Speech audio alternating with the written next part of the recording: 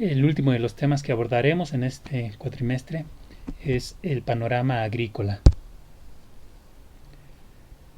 Primeramente, pues vamos a analizar lo que es el término agropecuario, que es lo que vamos a estar abordando en este tema.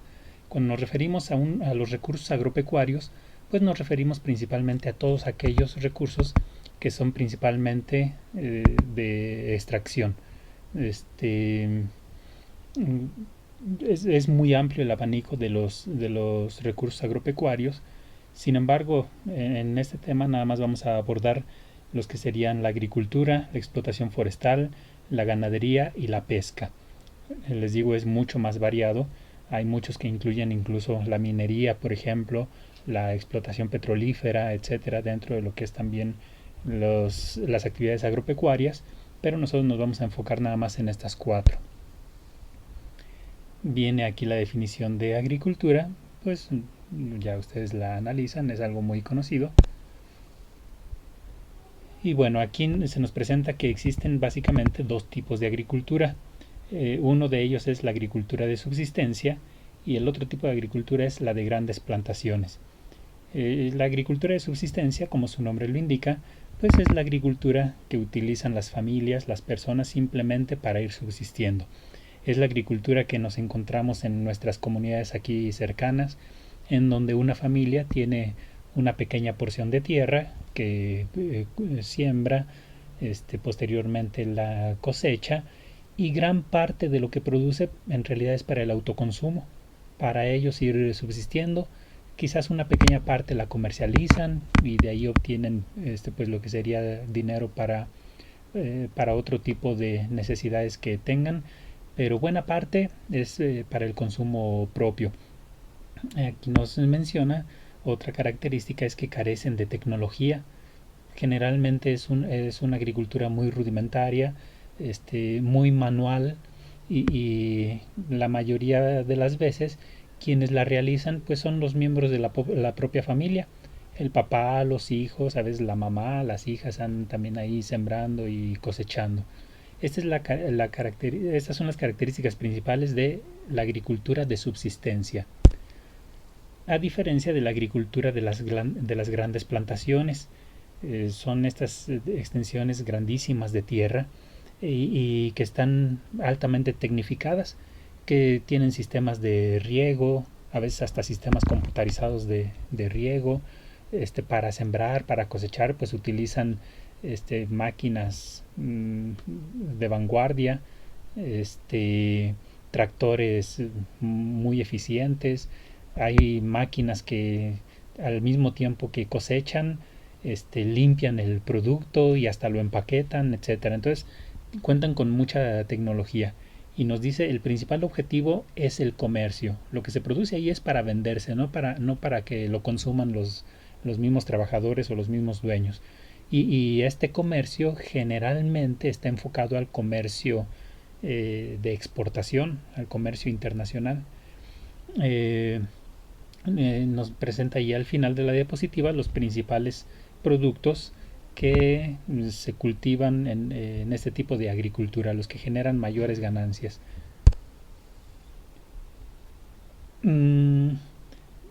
Aquí nos menciona que gran parte de este tipo de agricultura, de las grandes plantaciones, se ubica en lo que va a ser la zona norte del país y en una región muy especial de la zona norte que corresponde a lo que es gran parte del estado de Sinaloa y parte también de lo que sería el estado de Chihuahua.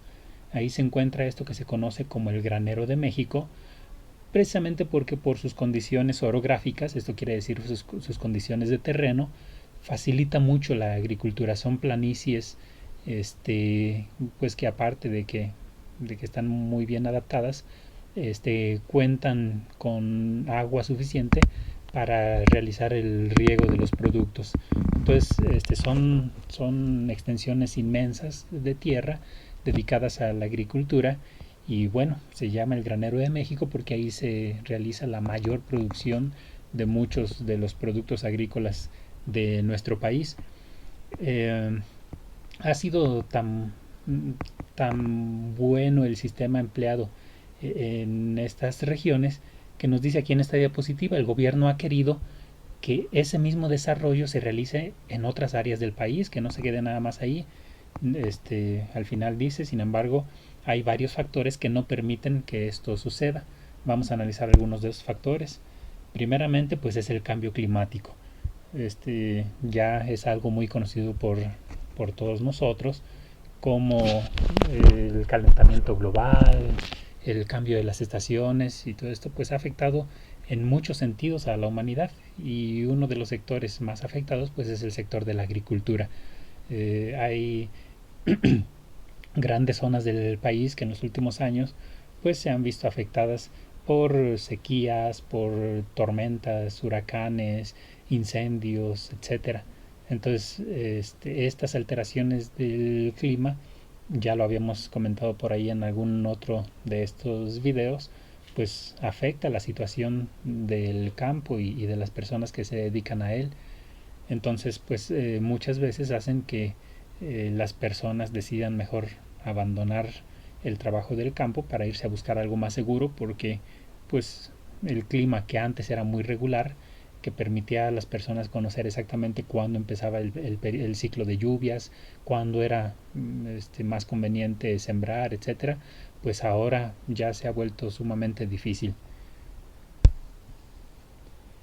Eh, bueno, esto que ya se mencionaba también, el contraste económico y tecnológico que se encuentra entre los estados del norte de la República y los estados del sur, mientras que en el norte pensamos en zonas como Coahuila, específicamente Torreón, por ejemplo, en Nuevo León, en Chihuahua, Sinaloa, etcétera, en donde decimos pues implementan mucha tecnología. En los estados del sur son estados muy pobres, sus gobiernos estatales incluso pues no cuentan con los recursos necesarios como para poder canalizar más riqueza o más apoyos hacia el campo. Entonces, esta diferencia en cuanto a riqueza y tecnología, pues también hace que el país no pueda ir creciendo de manera uniforme.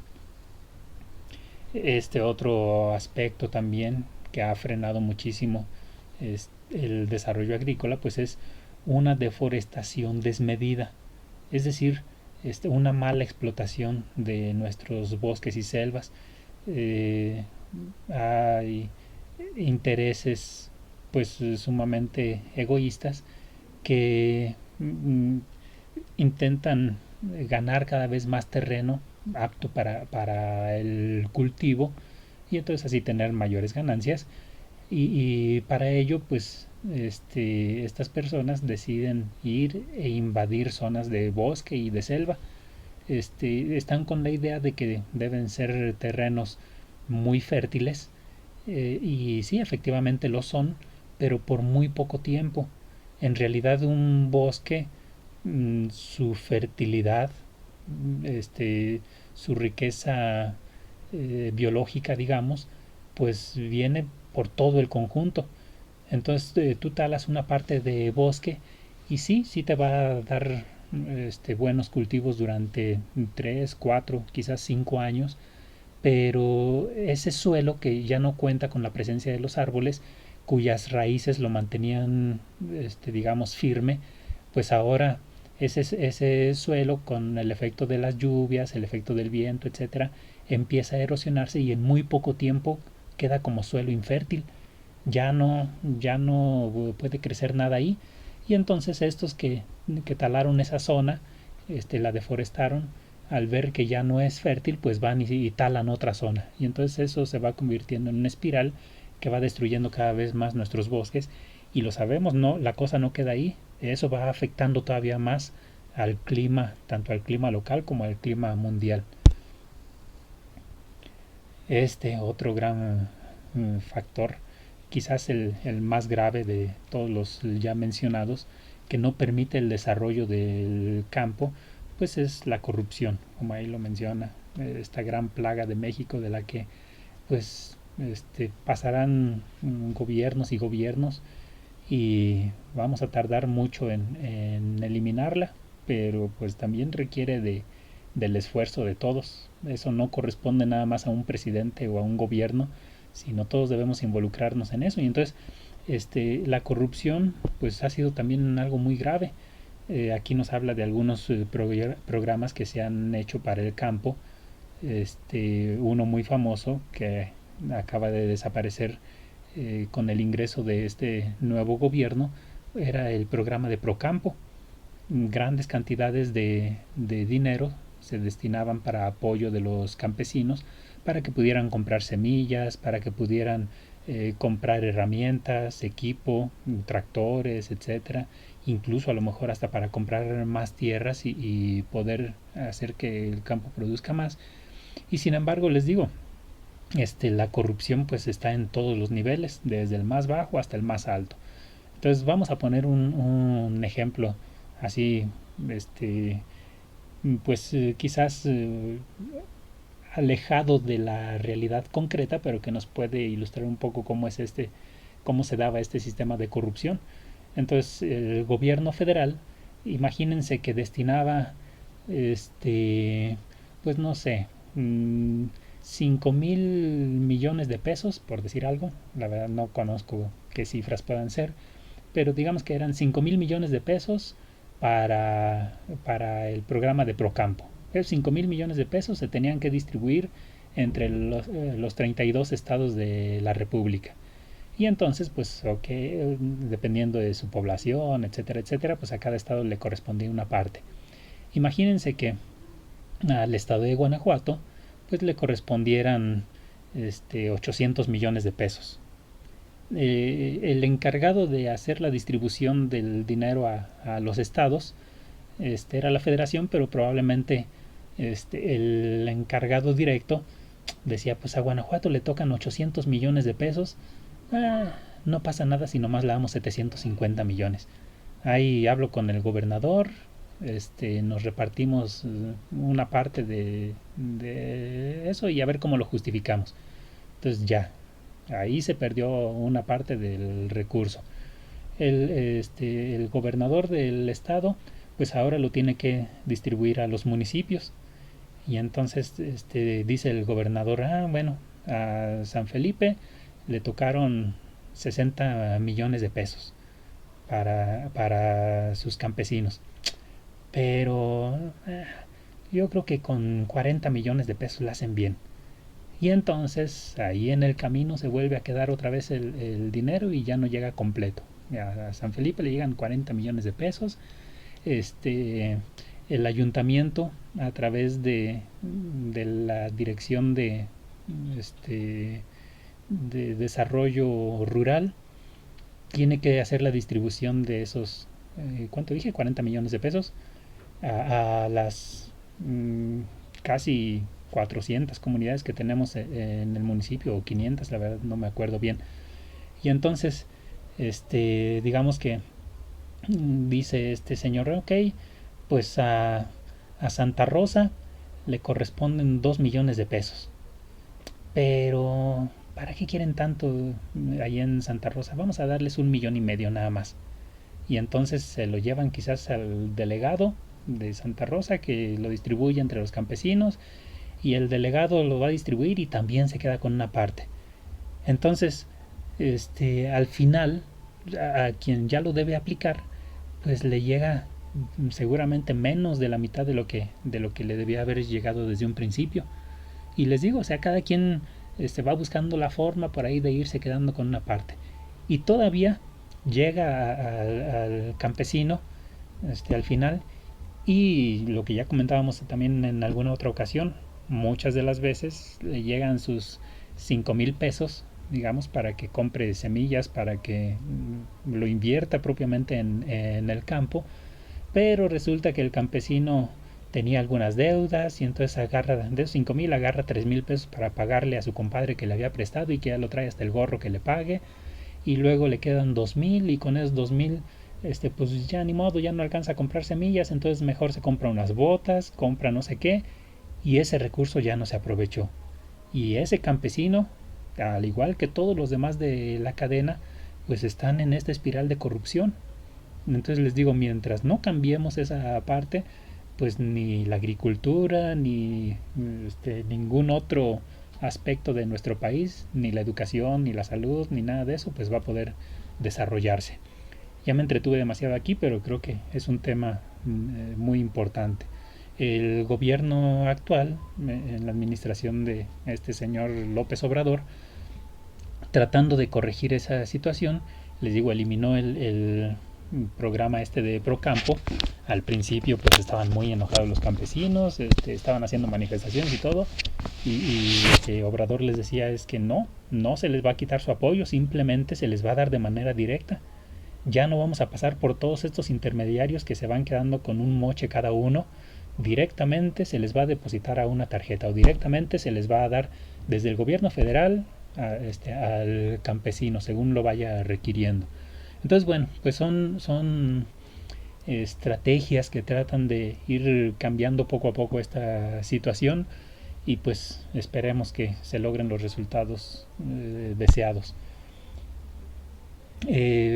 Finalmente, bueno, pues también nos maneja aquí como otro aspecto la introducción de especies genéticamente modificadas. Ustedes leen la diapositiva y la interpretan, creo que es muy clara.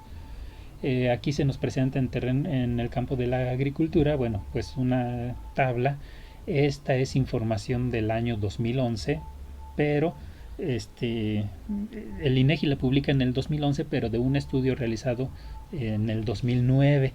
Entonces aquí se nos presentan las especies vegetales más producidas en nuestro país. En primer lugar, lo que más produce en nuestro país es caña de azúcar, enseguida maíz, sorgo, etcétera, etcétera. Por acá a continuación viene el aguacate. Algunos de ustedes podrán decir, bueno, pues no que somos el principal productor de aguacate en el mundo porque está tan abajo en la tabla. Aquí se está midiendo en toneladas. Entonces sí, 1.230.973 toneladas de aguacate son muchísimas, nadie produce tanto, pero en toneladas pues se produce más maíz, sorgo, caña de azúcar, naranja, etcétera. Ahora sí, aquí se presentan los 10 productos más exportados en el año 2010. Está el trigo, sandía, pepino, limón, aguacate, cebolla, maíz blanco, mangos, chile, etcétera. Los 10 productos más vendidos de México hacia el extranjero de exportación. Y aquí están los 10 productos más comprados, los que importamos nosotros: maíz amarillo, habas, sorgo, trigo, arroz, harina, etcétera. Al final de la tabla podrán ver que viene el maíz blanco, que venía también en la tabla anterior. Entonces podemos decir cómo. O sea, vendemos muchísimo maíz blanco, pero también compramos muchísimo maíz blanco. Pues es una tontería, y efectivamente así lo es. Aquí una vez más tiene que ver con los intereses de los productores, con los intereses de los empresarios y los que manejan toda esta parte. Hay muchos productores que su producto deciden no venderlo aquí en el país, se los pagan mejor en el extranjero, y entonces deciden mejor vendérselo a Estados Unidos, vendérselo a Canadá, a China, etcétera, porque les deja mejores ingresos, aunque aquí en México estemos careciendo de ese producto. Y entonces en el caso del maíz blanco sucede eso. Nosotros, como no lo quieren vender aquí en el país, lo usan nada más para exportación, pero aquí en México también tenemos necesidad de ese producto, pues tenemos que estárselo comprando a Canadá, a Estados Unidos, etcétera. Entonces ya pueden ustedes ir viendo parte de lo que son los absurdos del sistema en el que nos manejamos actualmente. El sistema económico pues tiene muchas contradicciones y absurdos como estos. Cambiamos otro de las áreas de lo que es la producción agrícola, pues sería la explotación forestal. Trataré de irme más rapidito. Aquí nos habla, es la definición de explotación forestal. Dice, es el aprovechamiento de lo que sería bosques, selvas y matorrales, y el aprovechamiento en sus recursos maderables, que tienen que ver con la producción de madera, y no maderables, o sea, otro tipo de productos que se pueden aprovechar de las plantas y productos vegetales. Primeramente nos habla de los bosques, dice casi el 18% del territorio nacional, casi la quinta parte de México, pues está cubierta de bosques. Los principales, ahí nos menciona los estados en donde se encuentran, y en los bosques principalmente hay pinos, aunque también vamos a encontrar encino, cedro blanco, oyamel, etcétera. Con esto se logra más del 80% de la producción del país en cuanto a papel, madera y muebles. Las selvas cubren poco más del 16%, también un poquito menos de la quinta parte del territorio nacional. Sabemos que se encuentran principalmente en lo que va a ser el sur de la República, y aquí vamos a encontrar árboles de madera muy fina, árboles como el cedro rojo y la caoba, conocidas como maderas preciosas y que se utilizan en la fabricación de muebles finos. Más adelantito vamos a ver que algunas de estas especies de árboles ya se encuentran en peligro de extinción, ya son especies protegidas y ya no se pueden explotar, salvo con permisos muy especiales y en cantidades estrictamente vigiladas. Y finalmente, el tercer, digamos, ecosistema que podemos aprovechar en la explotación forestal es el matorral. Es este ecosistema al cual pertenecemos nosotros aquí en San Felipe, en donde no hay grandes extensiones de bosque. Más bien se caracteriza pues por lo que serían arbustos, árboles pequeños y espinosos, pastizales, cactus, etcétera. Esa sería la zona de matorral. De ahí pues obviamente no se van a explotar las maderas, aunque en esta región en la que vivimos sí se puede aprovechar sobre todo la madera de mezquite, pero los productos que se pueden aprovechar pues van a ser más bien otros, principalmente frutos, semillas, etcétera. Y bueno, algunos productos para la industria sería la lechuguilla, la candelilla, la jojoba, que es como la sábila, etcétera. Aquí nos habla de lo que sería la explotación, la tala de árboles, que ya lo hemos mencionado, y aquí es donde habla de algunas de esas especies que les comentaba que ya están en peligro de extinción.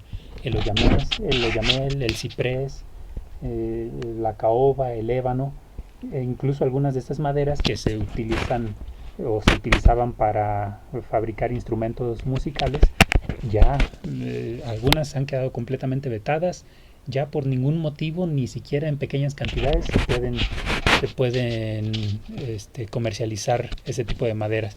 Entonces, por ejemplo, el cedro rojo, si no me equivoco, fue una madera muy utilizada, les digo, para instrumentos musicales, y actualmente ya es imposible que tú encuentres una guitarra, una mandolina o un instrumento de cedro rojo.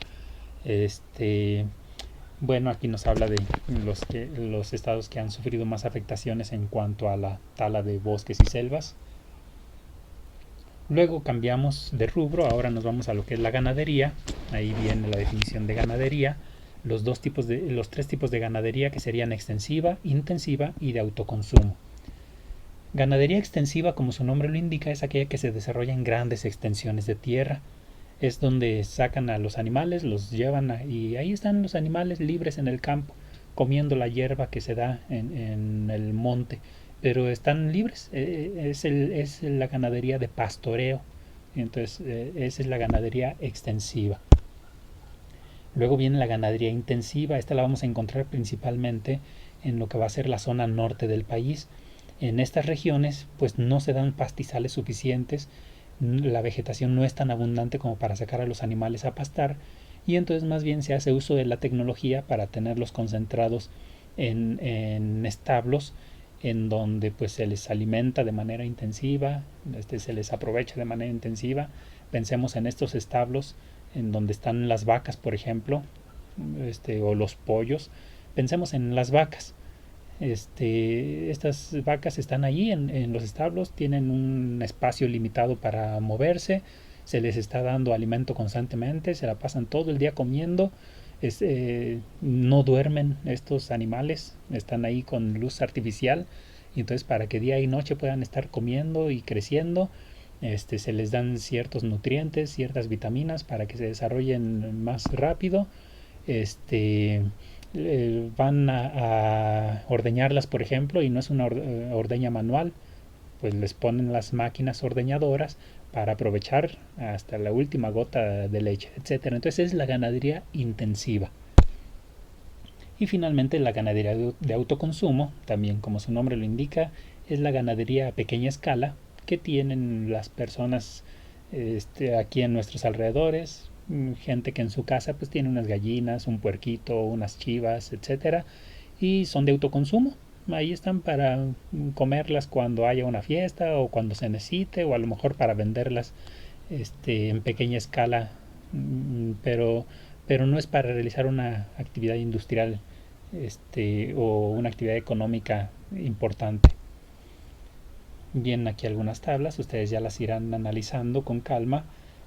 Nada más les recuerdo de los productos acá en la columna de la extrema izquierda, pues están las aves, el ganado bovino, les recuerdo que es el de las vacas, el caprino, el de las chivas o cabras, el ovino, el de las ovejas o borregas, y el ganado porcino, pues el de los cerdos.